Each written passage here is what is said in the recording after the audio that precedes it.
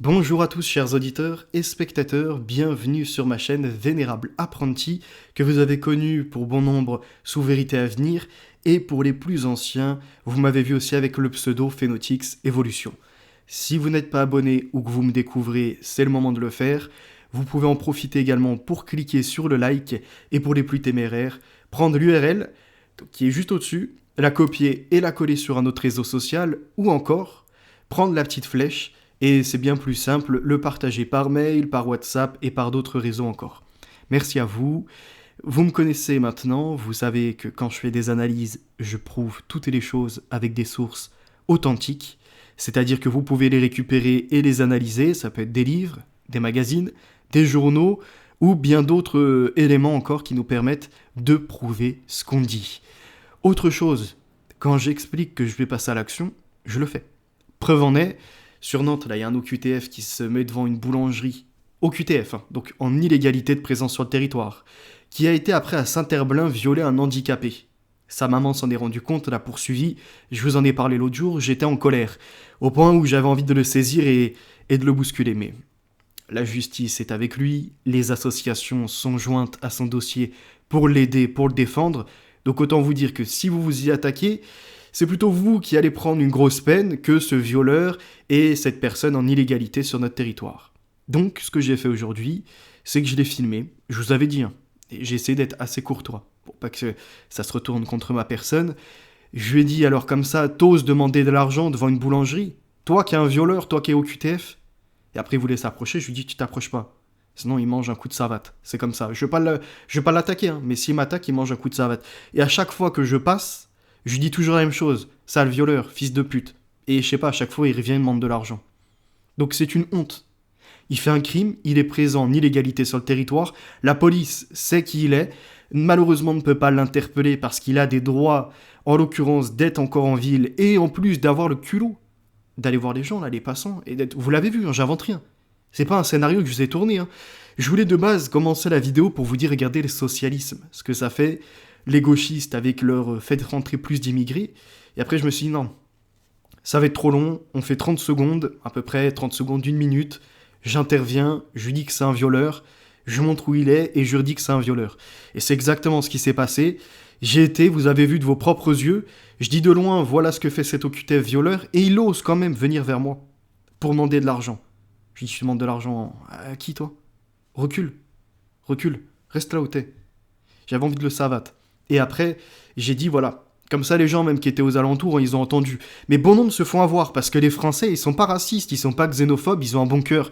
Et quand ils voient ce genre de tête de migrants, là, tête d'Algérien ou je sais pas quoi, là, sur notre territoire, ils se disent, bon allez, on sort de la boulangerie, on va lui prendre une viennoiserie ou on va lui donner les restes de monnaie. Donnez rien à ces chiens. Donnez rien à ces sauvages. Même certains qui n'ont rien fait, vous hésitez, donnez pas. Par, on va dire... intégrité, donnez pas. Comme ça, vous évitez de nourrir ces bêtes. Ok? Et faites passer le message. Ceux qui êtes sur Nantes, là, n'hésitez pas à aller le filmer, à aller lui dire ce qu'il est. C'est pas un appel à la haine, c'est chacun qui doit agir finalement en rébellion contre une autorité de l'État qui n'agit pas et qui laisse une justice, un autre corps encore, on va dire régalien cette fois-ci, faire n'importe quoi et prendre des risques à tout moment qu'il agresse une petite vieille, une enfant ou encore un handicapé. Ou même un animal, qui sait. Tellement c'est des fous. Donc, c'est important voilà, de partager cette vidéo, de partager les messages. Si vous êtes sur Nantes, allez lui dire ces 4 vérités en face. Et il y a d'autres choses que vous pouvez dire hors direct, hein, c'est ce que je fais aussi, pour éviter que ça se retourne contre vous. Aujourd'hui, ah oui, puis n'ayez crainte hein, qu'ils sortent des chlasses ou autre, il y a un moment, il faut arrêter. Hein. Je vois certains également sur TikTok, des Noirs là en l'occurrence, issus de l'Afrique, qui prennent leur caméra et qui au nom du prank disent tu veux une patate? Tu veux que je te tape? Aujourd'hui, j'ai envie de violence. Et tu vois des Français qui, eux, n'ont pas l'habitude de sauvagerie et de menaces, qui prennent la tangente. Parce qu'on leur a tellement habitué à « ouais, mais il y a un coup de couteau qui peut sortir. » Arrêtez de vous plier à ça. Là, il vient le moment de se saisir de cette actualité, et comme je vous dis, de former un royaume européen. Quand il faudra mettre dans le wagon, dans l'avion, ou encore dans le bateau ce qui doit être dedans, soyez prêts, arrêtez de faire les frêles. Et, je répète, c'est pas les innocents, hein, c'est pas les bonnes familles qui vont être ciblées, loin de là, et on le sait très bien. Et eux-mêmes, en réalité, le comprennent. La plupart qui disent « ne nous mettez pas dans le même panier », mais vous croyez que vous, on vous met avec ces gens-là, là? avec ceux qui font les crimes, les délinquances tous les jours? Jamais. Moi, je fais la différence. Combien de fois au travail, j'ai eu des collègues qui étaient noirs ou d'origine maghrébine, que ce soit pour des femmes ou des hommes. Ça s'est très bien passé. Et par contre, en l'occurrence, oppose. Entre autres, quand on doit avoir des débats politiques, ils savent mon idée. Je me cache pas, je suis pas là, double visage. Non. Je suis patriote, je vote à droite, je suis pour, on va dire, mettre une limite à l'immigration. Tout ça, je le dis même au travail. Il y en a certains sur Internet, ils pensent qu'on est comme ça, on chie à moitié mou, voyez-vous, on a peur. Non. Face à un sauvage, il peut y en avoir qui prennent la tangente pour sauver ou autre, ça peut exister. Même face à 4-5 personnes, il y en a peut-être qui vont éviter d'hausser le ton. Mais il y a un moment, ça va changer. Eux qui étaient habitués par leur ultra-violence à dire « si t'es pas d'accord avec moi, je te mets à l'amende ». Et après, en plus de s'en saisir en disant « regardez, lui, il est peut-être raciste parce qu'on volait son goûter. Ah, lui, il est peut-être devenu un votant d'extrême droite parce que il s'est certainement fait marre, vous volez son téléphone. » Et ils en rigolent en plus. Et le pire, c'est que la plupart de ceux qui disent ça, c'est pas des délinquants. Mais par esprit de communautarisme, ils défendent les musulmans. Par esprit de communautarisme, ils défendent le maghrébin ou l'africain noir. Contre le blanc, contre l'autochtone, l'européen. C'est une honte. Et il y a un moment, quand je dis qu'il faudra enfiler l'uniforme, vous croyez que c'est que des blancs qui vont enfiler l'uniforme? Vous n'avez pas vu ce qui se passe sur les îles françaises? Vous ne voyez pas les gens métis, noirs, arabes, maghrébins, asiatiques qui en ont marre de la racaille? Et vous croyez que quand on me dit qu'on va saisir de ces gens-là, les racailles, les criminels pour les mettre dans du camp du travail, on va en même temps prendre sa pauvre mère qui a rien fait ou ça... Non. Que ceux qui ont fait le crime seront jugés. Que les corrupteurs également. Ceux qui participent à les faire libérer, là. Magistrats, juges, procureurs et bien d'autres avocats encore qui ont fait tout leur blé dessus. Tous sont ciblés. C'est important. Et aujourd'hui, le sujet n'est pas celui-ci, c'est l'épigénétique, la révolution épigénétique dont nous avons déjà parlé avec les apprentis sorciers, entre autres le livre d'Alexandra Henrion-Caude, et je l'avais joint avec un autre livre qui se nomme UNESCO de Julian Huxley, donc avec le déterminisme biologique. Est-ce qu'on peut dire que chaque humain est déjà finalement défini dans sa biologie et donc on va l'orienter dans une formation, un métier, et tout ce qui finalement ne va pas le réussir avec les années, eh bien on va l'en écarter. Et on avait vu un rapport du Sénat français numéro 673 qui voulait que les gens soient équipés de bracelets connectés et surtout qu'on fasse un dépistage génétique pour voir si en relation avec tel ou tel matériau matériel, vous pouvez tomber malade ou encore plus grave carrément, avoir des cancers et ce genre de choses, et donc vous interdire certains métiers. Par exemple, certains, je sais pas, où il faut porter des gants en latex ou des combinaisons où ils seraient allergiques, on les écarte, parce que ça va pas avec leur biologie. Ceux qui doivent être au contact de produits ou encore de vapeurs qui des fois sont dans une usine, si ça peut les rendre malades bien plus vite que d'autres, eh bien on les écarte du métier. C'est à peu près ça pour éviter que la sécurité sociale soit ruinée sous le coup de toutes ces dettes. On avait un autre livre, et au passage, quand je vous les présente à l'écran, je vois que... Parce que ma caméra, je suis en train d'essayer de gérer un peu les blancs, les couleurs. Je vois qu'il y a une petite correction à faire. Déjà là, vous voyez, normalement, il n'y a plus le zoom qui se fait et qui faisait des flous. Je rajoute des éléments techniques à la vidéo, juste pour vous dire, voilà, je travaille sur ça, j'ai acheté une caméra de qualité pour vous faire des contenus de haute qualité de performance. Donc on essaye de faire du mieux qu'on peut. Crime alimentaire organisé et complot mondial contre la santé, 2 livres de Claire Sévrac avant qu'elle en arrive à la guerre secrète contre les peuples. Eh bien, ces livres-là étaient beaucoup plus sérieux au niveau des sources qui étaient employées, et on retrouvait qu'à différentes époques, il y a eu cette envie de développer des médicaments, et des fois des riches familles s'en sont servis tels les Rockefeller pour faire un faux traitement à base d'un dérivé du pétrole, et bien d'autres encore, Buna Chemical Plant, qui ont fait des expériences sur les humains, et qui n'ont pas forcément été jugés. On voit qu'à d'autres époques, il y avait... c'était quoi? C'était des opioïdes, je crois, un truc comme ça, utilisés, de la cocaïne aussi, il me semble. Enfin, des trucs de folie, qui ne soignaient pas, mais on appelait ça la science, qui devait s'imposer face à la religion. Et j'ai un autre livre de Eustace Moulins, qui n'est pas tout à fait fiable au niveau des données, Néanmoins, il appelle ça le meurtre par injection. Et montre dedans, entre autres, l'AMA, donc l'American Medical Association, je crois, un truc comme ça, donc Association médicale américaine, qui est une organisation pour faire interdire certaines branches de métier ou écarter certains pratiquants de santé. Donc des praticiens de santé se retrouvent sortis du rail de ce qui est admis, alors des fois à juste titre, parce qu'il y a des... comme ceux qui font voyez, le truc d'énergie par les mains, ou encore l'autre élément, l'homéopathie. Et pourtant, l'homéopathie a quand même son intérêt. Parce qu'on a appris qu'il y a un effet placebo du cerveau. C'est-à-dire que des fois, tu peux prendre une petite gélule, tu l'avales, et au bout de quelques jours, à force de répéter ça, en fait, c'est un réflexe pavlovien qui se fait. Donc après, tu as un réflexe induit. Et dans ton corps, ça va entamer finalement une résistance. Donc comme si tu avais pris des antibiotiques et tes anticorps vont s'accélérer. Parce qu'il va y avoir ton métabolisme qui va agir depuis les envois de signaux de la directive depuis les cerveaux. Tu as pris quelque chose, on t'a dit que c'était un médicament, même si c'en est pas un. Ton cerveau a réagi. Ça fonctionne pas sur tout le monde. Et on peut aussi avoir l'effet contraire, nocebo. C'est-à-dire que tu te persuades d'être malade. Tu te persuades d'avoir un cancer. Ah, t'as des douleurs.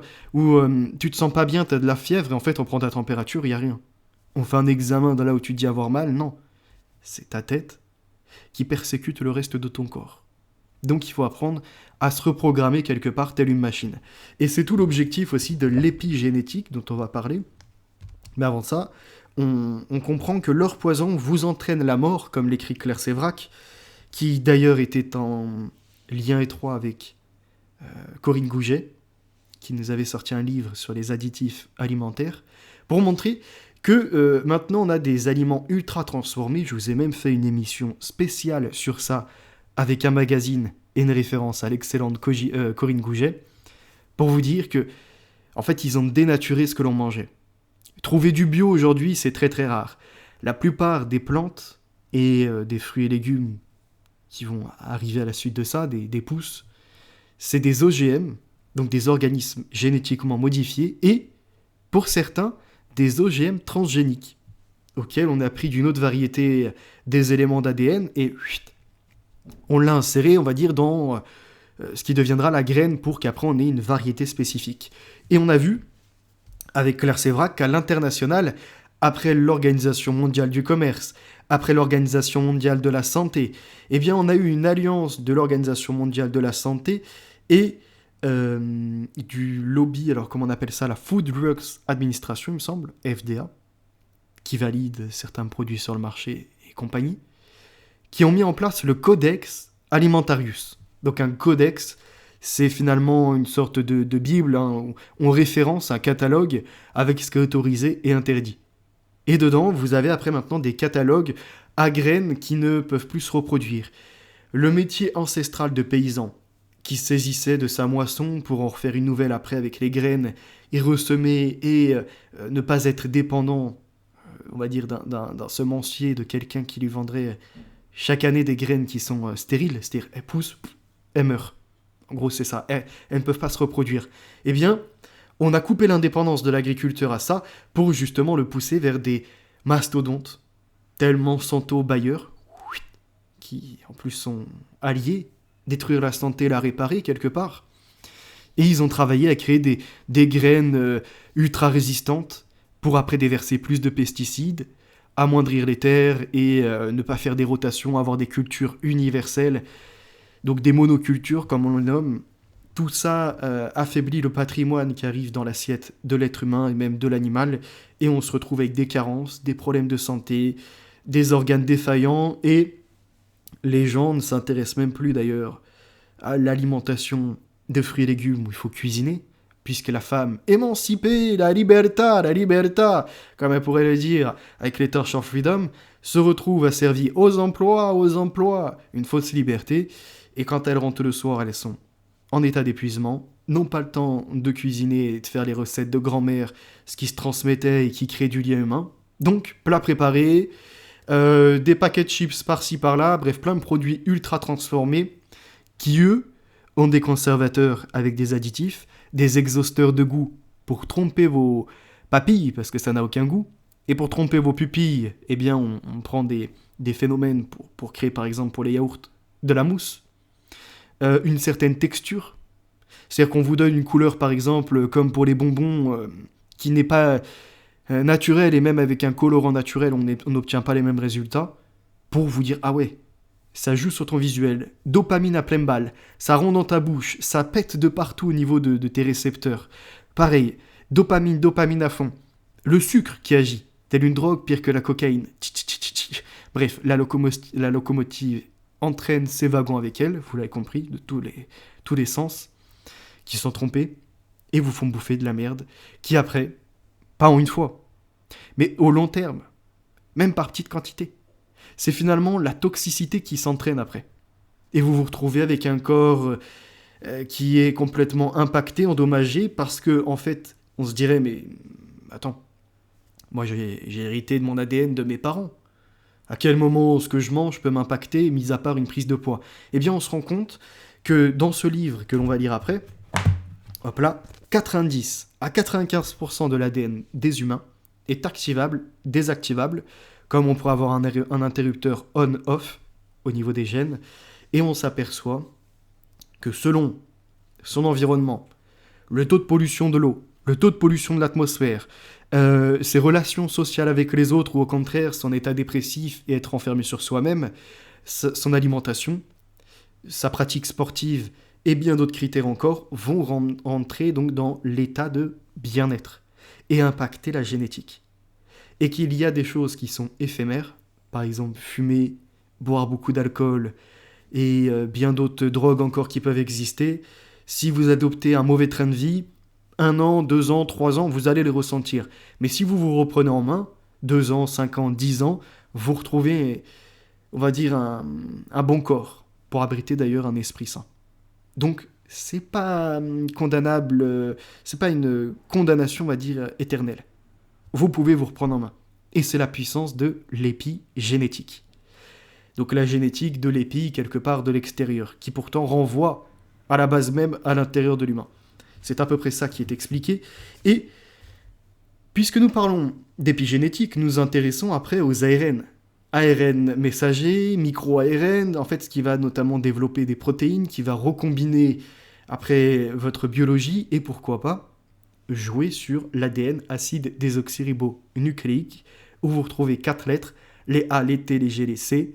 Donc, l'autre jour j'avais fait l'erreur, oui, parce qu'avec la présentation de Bienvenue à Gattaca, eh bien il me semble que, du coup, que je dise pas de bêtises, c'est... à chaque fois c'est les A avec les T, les G avec les C, voilà, c'est mon, on va dire, mon moyen mémotechnique de bien me rappeler de ceci. Donc adénine avec thymine et guanine avec cytosine. Et après, dedans, il y a bien d'autres choses dans le monde du vivant, notamment ce qu'ils appellent les lymphocytes T, qui peuvent agir dans le combat contre les virus. On a quoi d'autre? On a les anticorps. On a en fait l'importance après d'avoir des oméga 3 face à la bascule des oméga 6 qui, eux, développent le gras et sont en surreprésentation dans notre alimentation. Et on avait lu un livre sur le livre noir de l'agriculture. Et dedans, il était fait mention d'une expérience sur des souriceaux, 4 générations, 1, 2, 3, 4, qu'on nourrissait de la même manière, c'est-à-dire avec un régime alimentaire où il y a un déficit en oméga 3 et on va dire une surreprésentation en oméga 6. Et il s'avère que plus on avance dans les générations, et plus l'état d'obésité se développe sans forcément surconsommer. Parce qu'en fait, il hérite d'un ADN altéré de ses ancêtres. D'accord? Et lui, s'il continue le même modèle alimentaire, eh bien, c'est facteur multiplicateur où l'état s'empire. Ce qui arrive d'ailleurs dans le monde à ce que l'on voit que ce n'est pas l'état de sous-nutrition qui tue. C'est majoritairement l'état de malnutrition, de surnutrition. C'est-à-dire que le taux calorique explose puisque une toute petite barre comme ça, c'est 200 calories. Dedans, vous regardez taux de glucides, sucre, entre le sucre lent, sucre rapide, etc. C'est hallucinant. Ça fait des caries après. Ça détruit tout ce qui est de l'état du transit. Comme l'alimentation est moins variée, eh bien, le corps qui a besoin de certaines choses, comme une plante, voyez-vous, aurait besoin d'un bon terreau pour pousser, se retrouve petit à petit à régresser en qualité. Et on a notamment le deuxième cerveau, qui est l'intestin, donc j'ai un autre livre sur ça, mais c'est pas pour aujourd'hui, on en parlera plus tard, qui est donc l'intestin avec sa flore intestinale. La flore qui renvoie donc à la fleur et à une multiplicité de bactéries qui sont bonnes pour le corps, de levures entre autres, etc., qui façonnent, on va dire, notre digestion, permettent à ce qu'il y ait des enzymes. C'est ce qui vient redécomposer entre autres ce qu'on mange pour que le corps puisse se retrouver alimenté de cette énergie, si je peux vulgariser comme ça. Et après, on a plein d'autres choses. Vous voyez, moi, par exemple, à titre personnel, j'ai fait pendant plus de 2 ans des cures de probiotiques. Je peux vous dire que c'est miraculeux. C'est vraiment incroyable. Vous prenez ça, donc les petites gélules de probiotiques avec... alors je sais plus c'est quoi la marque, faudrait que je retrouve ça. Les yaourts Activia probiotiques, de la bombe. De la bombe.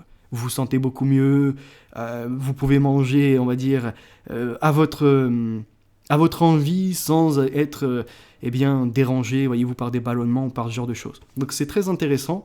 Se concentrer sur sa santé, c'est aussi voir le côté du sport. En fait, s'établir un programme. Et donc, on en a certains qui, par contre, font un crime organisé à l'international. Et ce crime est alimentaire. On comprend que la malnutrition et la surnutrition représentent des cas d'obésité, de problèmes cardiovasculaires, d'AVC également, mauvais on va dire, état émotionnel, etc. Donc ça peut entraîner des chocs, même si ça, c'est pas forcément prouvé, mais on peut le mettre, moi je l'inscris quand même dedans. On va retrouver quoi d'autre ? Vous pouvez m'aider dans les commentaires, même si c'est en différé. Il y a bien des maladies qui sont comme ça. Problèmes rénaux, au niveau du pancréas tout autant, il est impacté. Donc ça va demander après des médicaments pour soigner, des consultations médecins, pourquoi pas de la chirurgie, de la dépendance à de la transplantation d'organes, et petit à petit nourrir tout ce qui est de l'ordre de Big Pharma. Il y a un autre élément d'ailleurs aussi qui est là, qui est la glande de la thyroïde. Il y en a de plus en plus qui sont impactés, qui doivent se la faire retirer, et chaque jour, ils ont un cachet à prendre. Le jour où ils ne prennent pas le cachet, ils sont morts. C'est-à-dire, sans le cachet, parce que c'est une glande qui permet, entre autres, de contrôler les hormones. Et notamment, une maman qui n'aurait plus ça, normalement, c'est très dangereux d'avoir un enfant, voire je crois que c'est impossible. Parce qu'en fait, la glande qui est là, la glande de la thyroïde, pour une mère enceinte, c'est ce qui va permettre le développement du fœtus et notamment qui va jouer sur le cerveau du bébé. Donc vous doutez, quand ça s'est impacté, l'enfant dans son état embryonnaire l'est tout autant. Et donc, ce qui est grave, c'est pas qu'un adulte, on va dire en bonne conscience, il se dit bah tant pis, je m'en fous de ma santé, on va mourir un jour ou l'autre, allez, je clope, allez hop, je bois, allez, les produits ultra transformés, chips, Kit Kat, toutes ces merdes, pas de problème. Ça c'est l'humain qui agit en son âme et conscience. Donc c'est ses choix. Mais quand ces humains-là veulent se reproduire, quand le père a déjà un ADN quelque part altéré, on va dire modifié par tout cet environnement pollué, les perturbateurs endocriniens et bien d'autres choses, que la maman l'est tout autant, l'enfant il va hériter de tard, toujours plus grave. Et on se retrouve dans la société avec certains qui ont des retards mentaux. On voit des choses comme l'autisme qui explose. Ça a existé de toute époque, mais pas à ce point-là. Et les stats sont alarmantes. Alors, certains disent c'est lié à des injections, d'autres c'est lié à l'alimentation. Bref, il y a chacun qui va de sa plume. Il y a des expériences en cours, à voir ce que ça va donner en résultat. On retrouve de plus en plus de personnes qui sont diabétiques, qui ont des problèmes, entre autres, ils sont obligés de prendre de la, comment on appelle ça, la vape, là. Mince. Et je perds certains mots des fois. La ventoline. Parce qu'ils sont asthmatiques. On a de plus en plus de problèmes. Alors, c'est vrai que les détections ont été améliorées, il faut le dire aussi, mais la détection avec l'augmentation ne peut pas en faire une corrélation en disant c'est normal puisqu'aujourd'hui les gens vont plus rapidement faire des tests, donc ils savent qu'ils sont impactés de telle maladie. C'est en partie vrai. Mais ça n'explique pas, on va dire, ce phénomène, cette pandémie de toutes ces maladies. Parce que derrière, on voit quand même, comme je vous l'ai expliqué, malnutrition, surnutrition, on a un problème. Et ce crime organisé, eh bien, ce livre-là, on en parlera plus tard. Le complot mondial contre la santé, pareil, on le citera à un autre moment. Et comme je vous disais, il y a des choses que je lis et des fois que j'interroge, notamment ce qu'elle disait sur le Codex Alimentarius. Je me pose une question. Claire Sévrac, donc elle parle notamment du marché pharmaceutique, elle cite le professeur Philip Haven qui avait averti, et on retrouve après des groupes influents, tels la Trilatérale, le Council Foreign on Relations, CFR, et bien d'autres, qui maintenant viennent sonner l'alarme, et ils nous disent quoi ? Eh bien, il est l'heure, en toute intelligence, de vous établir des programmes pour être responsabilisés, et avec vos assurances, vos mutuelles, vous partagerez eh bien, ce qu'il y a d'inscrit sur vos montres connectées, c'est-à-dire rythme cardiaque, nombre de pas par jour, calories brûlées, etc. Les frigos connectés, on mesurera, entre autres, pour éviter les déchets, les gaspillages, mais aussi pour vous orienter vers des menus diététiques. Et donc vérifiez, si le médecin vous a dit qu'il vous est déconseillé de manger certains plats ou encore gâteaux, dans votre liste de courses, vu que vous payez par carte bancaire et que vous avez une carte fidélité, on verra si vous avez respecté. En tout cas, l'assurance demandera à ce qu'il y ait un suivi.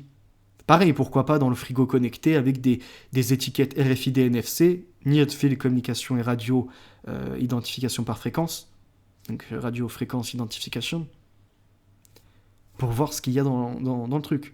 D'un côté, quota carbone, responsabilité pour l'environnement et l'écologie, de l'autre, pour la santé. D'accord ? Et il y a plein d'autres choses comme ça que je pourrais vous dire. Ce qui mène après finalement à Alexandra Orion-Code, parce que cette personne nous dénonce, enfin elle est médiatisée pour être une opposante à la vaccination, mais en même temps, oui, nous dit, page 41, que pourquoi pas on pourrait utiliser l'ARN messager pour faire des diagnostics, puisque certains diagnostics sont douloureux, et que ça sera intéressant d'utiliser des petites batteries mobiles. Chacun pourrait par exemple brancher, sur la connectique de son smartphone, pour voir, donc après avec un petit appareil, et qui permettrait, tu prends de la salive, et bien on détecte par l'ARN messager ce qu'il en est, des contrôles à distance. Elle parle à la page 46 de l'épigénétique, et quand j'avais fait la recherche, on était tombé sur le club des 10, avec certains qui étaient quelque part héritiers de la synarchie, tel Jacques Attali. Il y avait un autre, comment il s'appelait, qui est médiatisé un peu plus à droite. Club des 10 épigénétiques, je vous referai la chose dessus. Donc elle dit l'ARN messager peut aussi, et même l'ARN tout court, soigner des maladies. Actuellement, il y a 12 médicaments qui sont en fonction. Ça, c'est à la page 54. De toute façon, ce livre-là, je vous l'ai déjà lu. Donc elle nous cite le Fomivirsen, le Pebacetanib, le Nuisinersen, le Patisiran, l'Inotersen, bref, je ne vais pas tous vous les citer. Et elle dit que donc nous avons actuellement une douzaine d'utilisations de ces petites molécules d'ARN pour soigner différentes maladies, 12 médicaments développés qu'elle cite après. Inutile de tout retenir, cette liste a simplement pour but de vous dresser un état des lieux de tous les médicaments à base d'ARN qui ont été développés avant les vaccins Covid et de vous permettre de constater la diversité des maladies qu'ils peuvent cibler. Ce qui est intéressant, c'est que elle montre tout de même qu'on ne doit pas, par esprit sectariste ou par rejet intégral de la science et des technologies, dire que tous les ARN sont mauvais. On en a dans notre corps. C'est de voir où on met la limite de la bioéthique, donc du respect du biologique, de l'éthique du bios, dans les futurs développements. Elle va après parler de la réaction des ARN à l'environnement.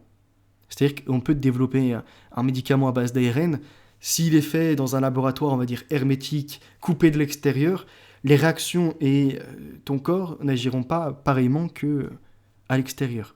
Et d'ailleurs, comme on l'a vu que chaque humain est, on va dire, une unité biologique, où plein de compositions rentrent ensemble et forment une architecture, eh bien, on ne peut pas dire que pour l'un ça fonctionne et pour l'autre ça ne marche pas. L'ARN messager est beaucoup trop variable, comme d'autres ARN d'ailleurs. Et elle va parler donc des 58-59 de ces réactions-là. 58-59. Cela n'enlève en rien donc à son côté génial, mais cela permet d'insister sur l'importance de l'environnement et la diversité de ces stimuli qui, comme on l'a vu, sont chaque fois des éléments déclencheurs. Si l'on considère la vie comme une musique, alors l'ARN en est à la fois le chef d'orchestre, l'orchestrateur, celui qui écrit les orchestrations, le musicien et le spectateur qui réagit à chaque nouvelle information. Donc l'ARN, quelque part, il code, mais en même temps il lit et en même temps il apprécie. Alors, c'est à peu près ça qu'elle nous dit.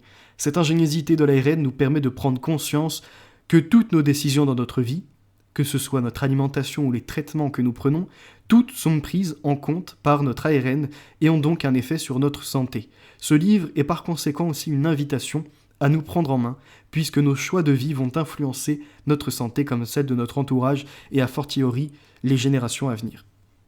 Ce que l'on retrouve dedans, c'est qu'il y a du bon sens et en même temps, il y a le New Ageisme.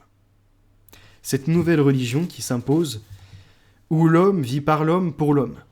Comme une démocratie. La démocratie, elle vit par les hommes, pour les hommes et par les hommes.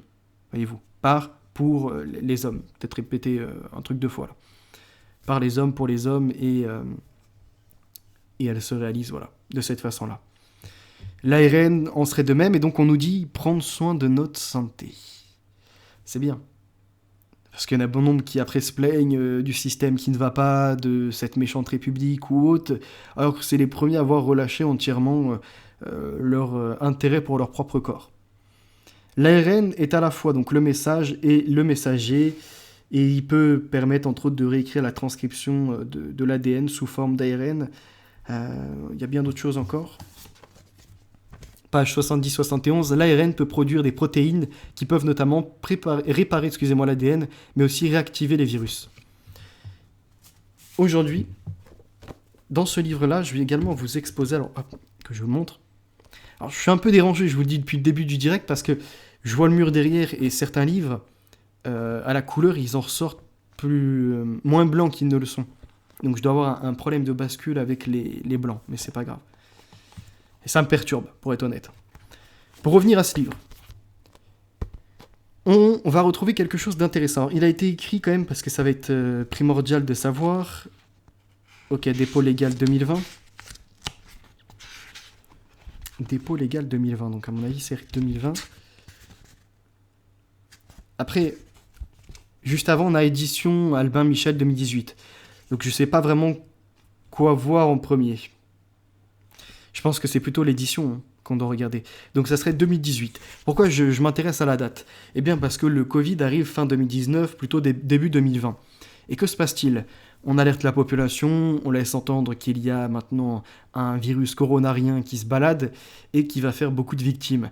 Enfin d'abord on nous dit non, tranquille, il n'y a pas de problème, après alerte, ça sonne les cloches de toutes parts, et ça alerte la population, et en un temps record, même Bill Gates s'en était étonné, enfin, de façon caricaturale peut-être, dans son livre qui est Anticiper la prochaine pandémie, je crois comme ça que je vous ai lu, où il veut carrément une structure qui s'appellerait GERM, G-E-R-M, référence au germe, le début, on va dire, de quelque chose, on va dire un ordre vivant, et ça avait une signification après dans un acronyme, ou dans un sigle, G-E-R-M ou GERM, peu importe, et c'était en fait pour avoir toute une structure d'enquêteurs à l'international, de tout pays, qui serait au-dessus de l'autorité de l'OMS, et qui pourrait, en cas de début d'épidémie ou de petits foyers de virus, intervenir, mettre en quarantaine, faire des tests, après basculer comment je pourrais dire ça, les prises d'échantillons par les PCR, polymérase en close reaction, donc la réaction en chaîne en polymérase, c'est-à-dire augmenter les cycles pour détecter ou non la présence d'un virus et peut-être essayer de décoder son ADN pour le combattre. C'est à peu près ça. Et il expliquait tout un tas de choses, mais ça c'est une autre vidéo que vous retrouverez ailleurs sur ma chaîne ou sur mon Odyssée, si jamais je saute ou vous ne me retrouvez pas sur Odyssée Phenotix Evolution, P-H-E-N-O-T-I-K-S-du-milieu Evolution, comme une évolution, et vous revenez dans le passé, et là, il y aura la vidéo sur Bill Gates et son livre « Anticiper la prochaine pandémie », sorti un peu après, il me semble, 2020-2021. Pour revenir à ce que je disais, On s'aperçoit que on nous a alerté, en un temps record, un vaccin arrive, mais que celui-ci est d'une nouvelle génération. Ce ne sont plus les vaccins que l'on connaissait, qui sont avec un virus inanimé, atténué, ce genre de choses, si on grossit les traits. Et après, injecté avec, entre autres, un adjuvant qui n'est plus l'ancien, mais actuellement aluminique, pour que le corps soit en confrontation sur le site d'injection face à un corps étranger, afin qu'il récupère son codage ADN et qu'il apprenne à le combattre avec les anticorps. Comme ça, lorsqu'il survient à nouveau, eh bien, le corps est déjà apte à le combattre. Même s'il arrive sous une forme virulente, le corps, ayant déjà été au contact de celui-ci, n'aura pas de problème à se mettre une barrière et à le défoncer peut-être en 2-3 jours comme une simple grippe. D'accord ? Eh bien, ils ont injecté des tas de gens avec des vaccins à ARN messager et surtout en autorisation de mise sur le marché provisoire, donc l'AMM, autorisation de mise sur le marché. Ça, normalement, ça intervient après plusieurs stades. Je vous ai déjà expliqué ce qu'il en était. Au tout début, on fait sur les animaux, et ensuite, on passe différentes phases jusqu'à le faire sur des humains. Quelques dizaines de cobayes avec d'autres qui sont sous effet placebo, et puis on passe à l'étape suivante, quelques milliers. Et normalement, il me semble que la phase 3, si je ne dis point de bêtises, c'est des centaines de milliers. Or, avant même que la phase 3 soit validée et sécurisé notamment sur l'analyse des effets secondaires, eh bien ça a été mis sur le marché. Les gens ont pris une dose.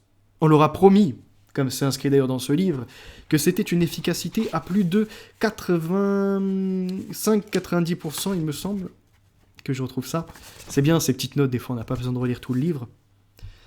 Alors, que je vous retrouve ça. Voilà. Page 15, protection de 86,9%, au tout début on nous l'a affirmé, et puis ça a chuté à 50, 43,3% à la fin. Et encore, même là, on n'est pas certain de la fiabilité. Donc des gens, on leur a dit, vous êtes inconscient si vous ne le faites pas, vous mettez en danger la vie de vos grands-parents ou des petits-enfants ou de ce que l'on veut, et petit à petit, toute une folie s'en est suivie. Et à partir de là, on injecte de l'ARN messager sans vraiment comprendre quel jeu ça va avoir dans la biologie. On affirme à tout le monde, haut et fort, que l'ADN ne sera pas impacté. Parce que l'ADN est vérifié, comme je vous l'ai dit, que dans des A, des G, des T et des C. D'accord ? Adénine, thymine, guanine, cytosine. Ça, c'est l'ADN. Tout ce qui relève après des ARN, des protéines, ils l'ont considéré à part. Or, l'un interagit avec l'autre. C'est la biologie. Donc c'est-à-dire qu'en fait, ils ont voulu, par une forme de rhétorique et non de dialectique, à dire aux gens, ne vous inquiétez pas, sur votre corps, ça va avoir aucun impact. Dans votre code génétique, même si vous devez avoir des enfants par la suite, ça n'aura rien en impact. Mais non pas parler de l'épigénétique. Ils n'ont même pas pris le temps, voyez-vous, d'expliquer aux gens ce que ça faisait. Ils ont seulement dit en vulgarisant, c'est comme si vous aviez une porte d'entrée, et bien, en fait, ça permet de verrouiller celle-ci. Vous voyez, ce qui nommait lymphocyte T, il me semble, si je dis point de bêtises.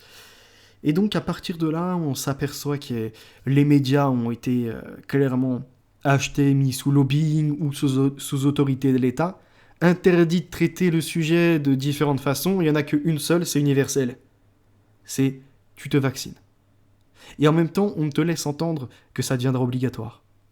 On impose une coercition par des passes. Donc, si tu ne veux pas être dans cet état, on va dire, de statut vaccinal, ça t'expose à ne plus être avec certains amis, à ne plus faire certaines sorties. Les restaurants, tu t'assois dessus. Le bowling et ce genre de divertissement qui, après le taf, quand même, t'amène un peu de décompression, c'est terminé. On t'isole.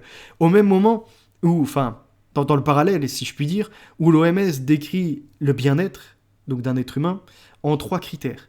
C'est-à-dire la santé physique, la santé mentale et ses relations sociales. Ça, c'est l'état de bien-être selon l'OMS. La même OMS qui a laissé les États et les ingérences mener donc comme en France à des passes sanitaires qui ont exclu certains de la vie sociétale. Quand tu isoles les personnes, t'agis sur leur morale, et en plus tu les persuades par l'effet nocebo et tous les chiffres que tu leur sors qui sont malades. C'est-à-dire qu'ils ont l'effet asymptomatique. Même s'ils l'ont contracté et que finalement le corps l'a combattu et tout, eh bien ils sont quand même coupables et doivent se sentir malades. Ils ont certainement des petits effets secondaires, ce qu'on appelle le Covid long, ce genre de choses. Donc en fait, on les ruine intégralement sur ce qu'ils sont. Ça a été ni plus ni moins qu'une folie.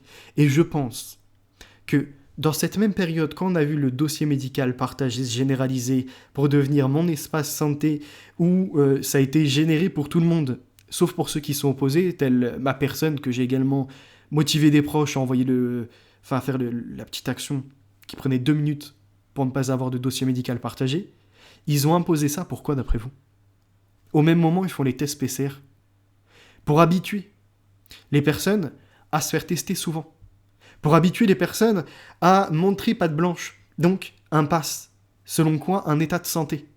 Et donc on est re-rentré dans des travers, ce que souhaitaient certaines entreprises telles Microsoft, Google ou autres, ou même des États pour être tout puissants, est advenu. C'est-à-dire que maintenant, il y a les dossiers médicaux qui sont partagés entre professionnels de santé d'un cabinet à l'autre ou un pharmacien pour éviter aussi les fraudes, mais surtout, et moi je le pense grandement, comme dans la série V, et je ne suis pas un fou, ils sont en train de séquencer les ADN, ils sont en train, alors après pour tout ce qui est de la sécurité sociale, coupe budgétaire, assurance privée, le côté pécuniaire, ça oui, il n'y a pas de doute, mais il y a un autre jeu qui joue derrière. C'est modifier les êtres humains, et surtout arriver à saisir dans chaque être humain ce qu'il y a de meilleur, pour après mettre en culture un nouvel être qui serait parfait, qui résulterait ni plus ni moins de tout ce qu'il y a de plus fort sur la planète. Et donc on aurait quelque part un homo deus qui serait face à nous. On a pris tous les gènes de la meilleure intelligence, tous ceux qui avaient des hauts quotients intellectuels, on a essayé de chercher depuis quel ADN, depuis quel ARN messager, quel code, quelle protéine ça permettait ça. Celui qui, étrangement, miraculeusement, était dans un état immunitaire face à certaines infections, virologiques ou bactériologiques, on a pris et on séquence. Et petit à petit, on en forme après un brevetage, même si c'est interdit normalement le brevetage du vivant. Et je pense que ça va encore plus loin, les expériences. Et d'ailleurs, Jacques Attali nous le disait dans Temps X. Il viendra un temps... déjà, il annonçait la carte vitale avant qu'elle ait lieu. Ça, je vous en ai parlé depuis 2019, mais surtout, il disait « L'homme consommera l'homme ». Ce ne sera pas le même cannibalisme qu'à notre époque où je mange ta vitalité. Parce que t'étais un adversaire, un combattant fort, et en décédant, soit j'ai peur que ton âme reprenne vie, qu'elle me persécute, soit je me dis t'étais tellement puissant que si je t'absorbe, je deviens, voyez-vous, invulnérable. Je deviens le plus puissant. Il y avait ces croyances dans des tribus, dans certains rites, d'il y a des milliers d'années. Eh bien, actuellement, on en revient finalement à la répétition de l'histoire de façon différente. L'homme consomme l'homme comment? Notamment par les transplantations. Il a un organe qui est défaillant, eh bien un autre qui est donateur, ou encore qui vient de décéder, il va le consommer, parce qu'il prendra son organe. C'est une forme de consommation. L'homme consommera l'homme, pourquoi? Parce qu'on en arrive maintenant à ce que certains laboratoires testent des produits, surtout depuis des recombinaisons biologiques, et disent « Toi, ta protéine, elle est pas mal. On va la breveter. » Et aux États-Unis, on a eu des affaires comme ça, où notamment il y a un être humain qui avait participé à des expériences, ils avaient vu que son ARN était excellent, ou je sais plus, une partie de ses protéines, ils ont voulu la breveter. En lui disant, tiens, toi on te mettra un petit billet, un chèque, et ça sera terminé. Et nous on va faire des milliards, pour développer des traitements. Et les traitements, entre autres ARN, ils arrivent comment? Faut se questionner. Toutes les recombinaisons génétiques et tout, l'homme consomme l'homme. Ni plus ni moins, Attali avait raison. Et il l'avait dit après, parce qu'il n'a pas terminé son schéma à la Janus, une tête dans le passé, une tête dans le futur, et rien, entre guillemets, de la réponse des actes du présent. Il avait dit que l'on en arrivera, voyez-vous, le côté destructeur et protecteur, hein, c'est les deux têtes. Comme je disais à l'époque, c'est comme sur les billets, ce qu'a l'effigie de César, tu vois, à double tête, quelque part, retourne à celui-ci. C'est pareil, c'est le même modèle. Eh bien, il avait dit, l'homme devra se conformer à un archétype sélectionné.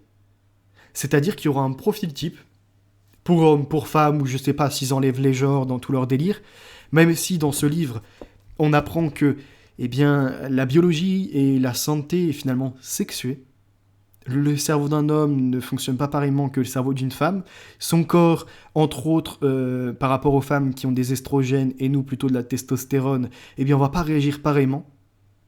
Donc, il devrait y avoir une médicamentation qui soit différente. Et en fait, on devrait en revenir au principe d'Hippocrate, où tu prends chaque patient et en praticien, tu fais attention, tu examines.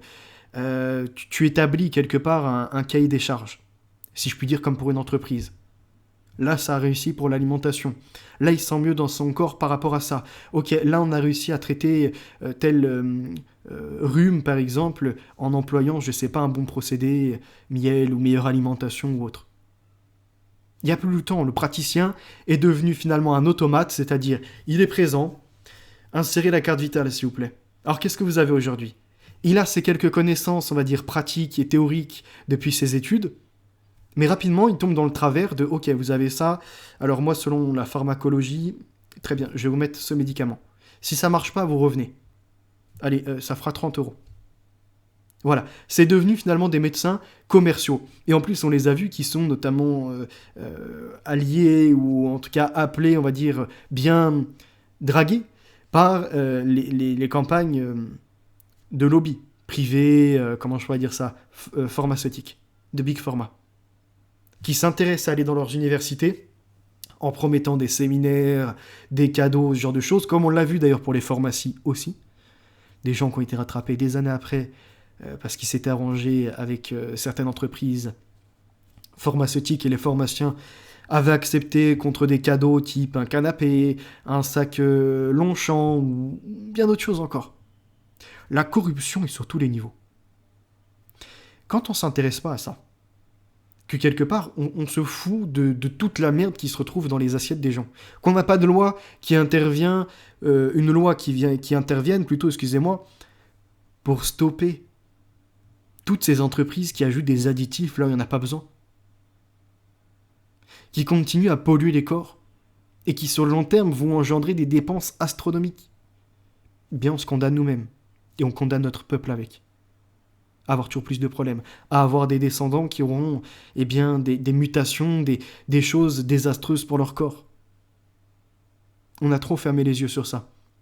D'ailleurs, j'en profite, vous voyez bien que depuis des années, je me mobilise contre les sectes, contre les fous de la santé, contre les transhumanistes, et après, j'ai fait notamment les religions comme l'islam. Mais ceux qui me disent « islamophobe, xénophobe », vous croyez que j'ai traité que ça ? Vous croyez que dans ma condition de tous les jours, je suis uniquement à l'immigration Non. Là, ce que je vous sors entre autres sur la santé, sur l'alimentation, sur bien d'autres choses, ça fait des années que je le travaille aussi. Oui, c'est un ensemble. Mais beaucoup aiment bien diminuer un homme juste à ce qu'ils aimeraient prendre en segment, aller de ça à ça, et en faire un assemblage, et ça y est. On l'a défini comme tel. Donc moi, j'appelle à un royaume européen qui prenne conscience qu'il faut reprendre en main la santé de son peuple, reprendre en main les frontières, l'identité, sa défense, la culture tout autant, et bien d'autres choses encore que je n'ai pas eu le temps de découvrir. Dans ce livre, on a plein de choses, mais comme on est déjà à 48 minutes, là on va faire qu'une introduction aujourd'hui, d'accord ? La prochaine fois, je vous en lirai les pages. Mais quand je suis arrivé sur le Covid, vous croyez que c'était pourquoi ? Sur l'ARN, etc.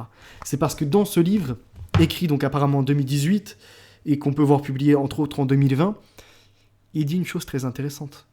Et là, il y a un type, je crois que c'est pas un virologue, comment on appelle ça, ceux qui étudient les poumons, la respiration, ce genre de choses. J'ai plus le nom, c'est dommage. Ah, attendez, est-ce que je vais le trouver rapidement ?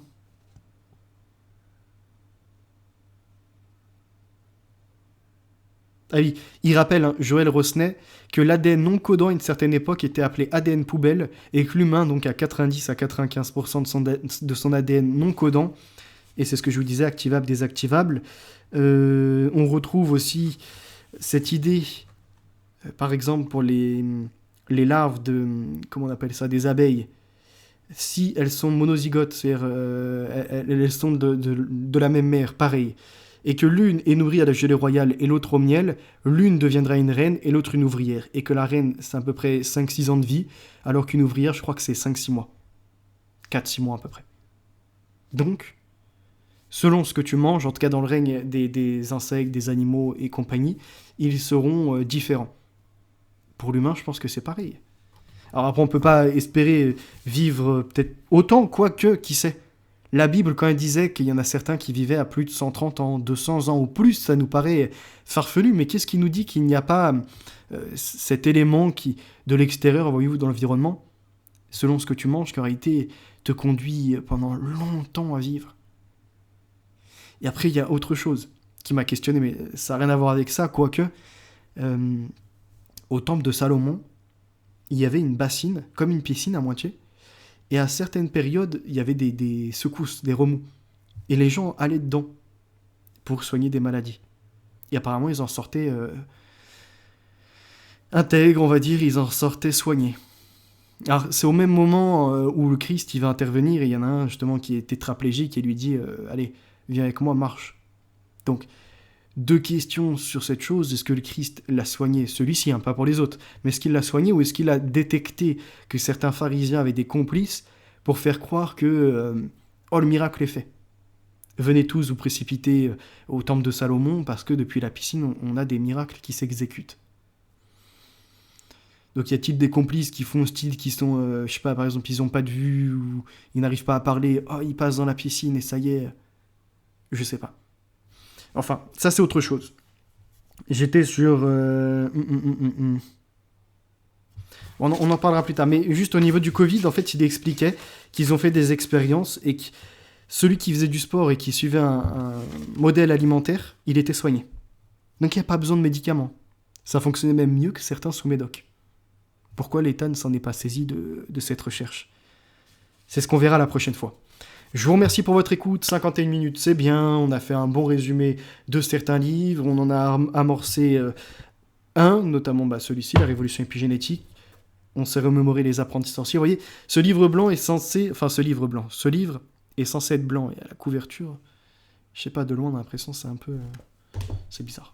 Enfin, merci pour votre écoute, passez une agréable journée, j'espère que vous avez apprécié la petite correction pour l'OQTF. Je vous l'ai dit, il n'y a pas que des propos derrière Internet. Je l'avais déjà eu en face, il me demandait de l'argent. Je lui ai dit, il dégage de la fils de pute. Puis des fois, il est avec ses collègues là à côté, qui sont à un bar, et ils sortent la tête, qu'est-ce qui se passe ? Ferme ta gueule, qu'est-ce que tu vas défendre un criminel ? Et ils sont toujours à se défendre les uns les autres, de toute façon, entre clandos. Donc, il y a un moment, l'ordre va revenir, et c'est ce qui prime. Soyez prêts à mettre un uniforme pour défendre la patrie, pour défendre l'Europe d'une invasion barbare qui s'en prend aux grands-mères, aux petites filles, même aux handicapés. Et pour certains, ils vont jusqu'aux animaux. La honte. Merci pour votre écoute. La vérité, notre avenir, les valeurs ancrées en chrétien, notre morale nous porte vers une victoire assurée.